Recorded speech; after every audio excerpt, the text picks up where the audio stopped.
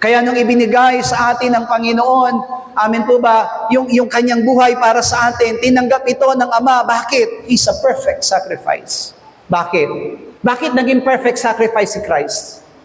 Sabi ng Isaiah 53, kung ang pagbabasihan po natin na itsura ng ating Panginoon, hindi po siya may itsura.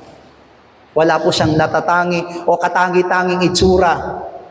Pero bakit natatangi po yung kanyang sacrifice? Because it became a perfect sacrifice. Why? Because the Lord Jesus Christ, the Son of God, obeyed the will of the Father. Yung ginawa po ng anak ay kung ano yung niloloob ng Ama sa Kanya.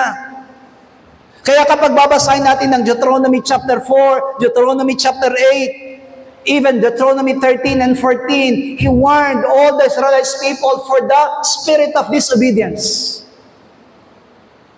Kasi naniniwala tayo, yung pagiging masuwayin, spirito rin yan.